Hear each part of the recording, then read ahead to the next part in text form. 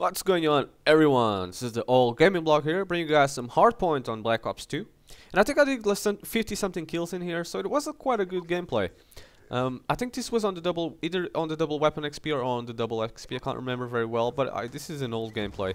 I was using the N97 because I wanted to get it to max prestige 2, which I have already. So you guys should see me playing with more different weapons in the near future Call of Duty videos. Anyways, let's come back to the topic of the video that I want to discuss with you guys, which is what will make me buy the next Call of Duty game, or what will make me buy the Call of Duty Ghosts game.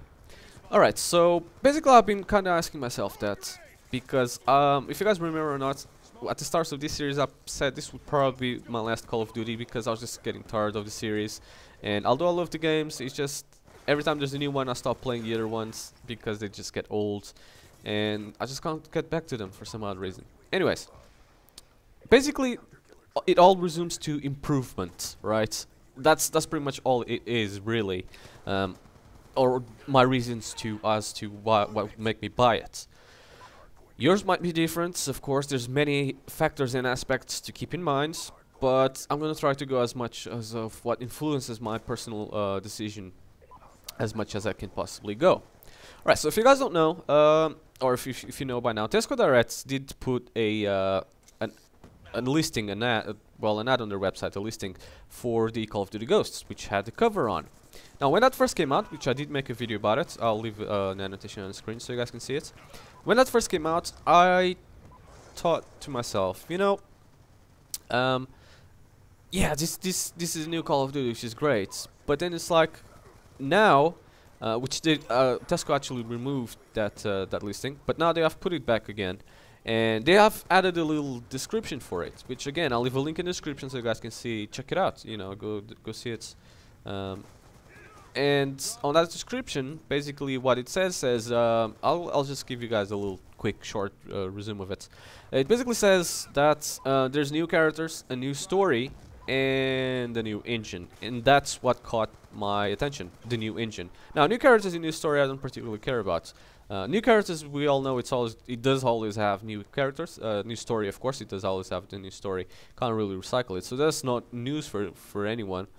But what's really new is the new engine. That's what really caught my eye, and I knew they're gonna bring a new engine, and I hope they did. And I thought, you know what, if they don't, then they can lose all the chances to, you know, even try and make any sales with this new Call of Duty.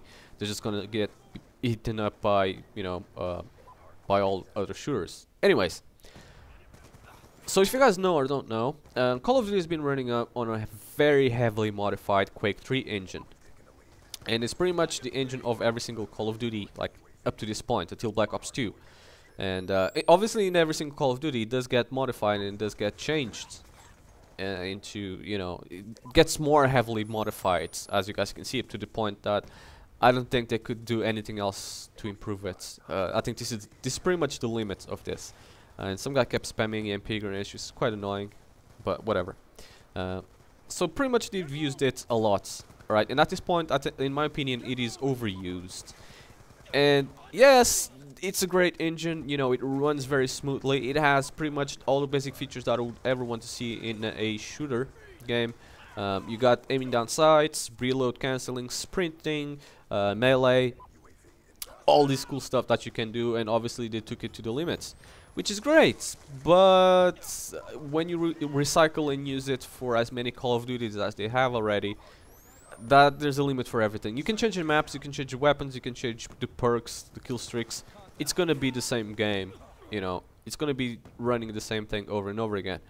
So we're not really buying the game because you think it's something different. You're buying the game because it is Call of Duty and because we like it. Would that work out, you know, for the rest of the Call of Duty history? Of course not. You know, at some point it's just not gonna be alright. And a lot of people don't play Black Ops 2 because they just don't like it anymore. They're tired of it. Same thing with Modern Warfare 3. Modern Warfare 3 didn't do very well either because it was basically a fixed version of Modern Warfare 2. But instead of fixing it, they just created a new game. But that's a different whole other story. So another very interesting thing that's also might influence my decision is the balancing issue. Alright, so Modern Warfare 2 is known for being extremely unbalanced, alright? All the perks and pretty much explosion radius and whatever is just extremely unbalanced. Up to the point that it's, to me right now, it's unplayable. I just can't go there and play it. It's just, no, I can't do it.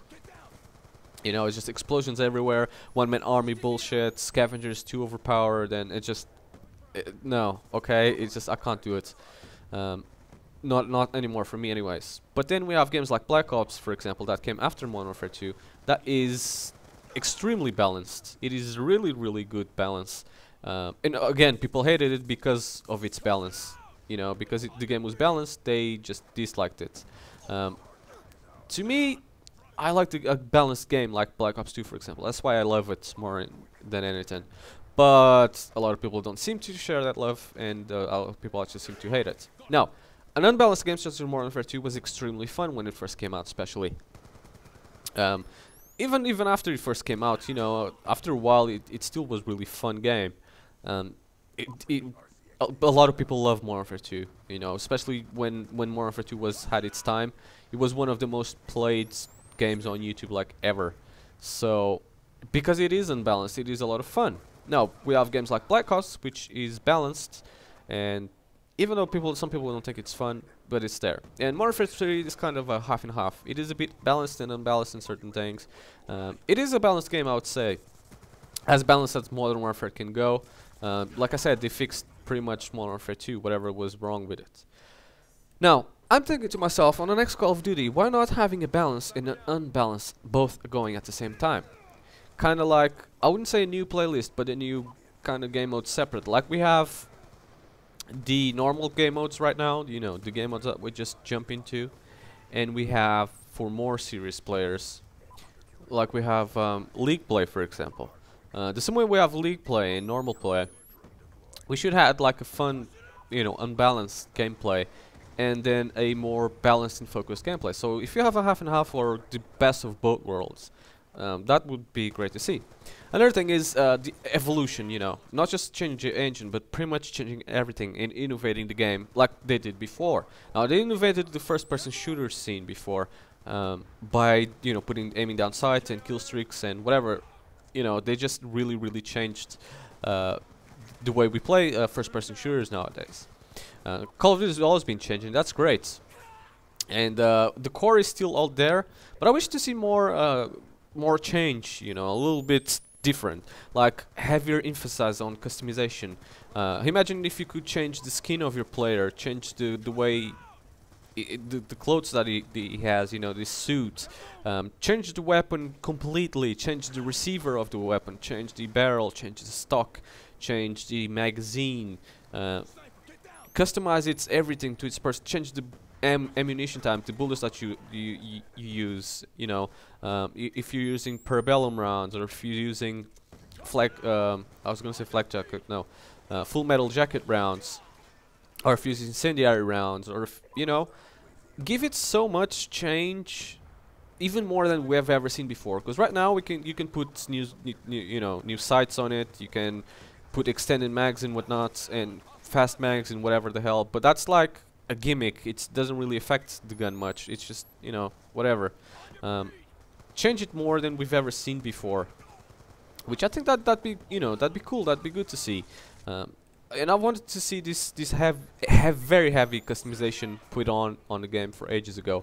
Kind of like Tango Down, for example. They put so much customization. I mean, the game is a broken mess because I don't know. It's just a free to play game, but it's a pay to win game with a very bad model, in my opinion.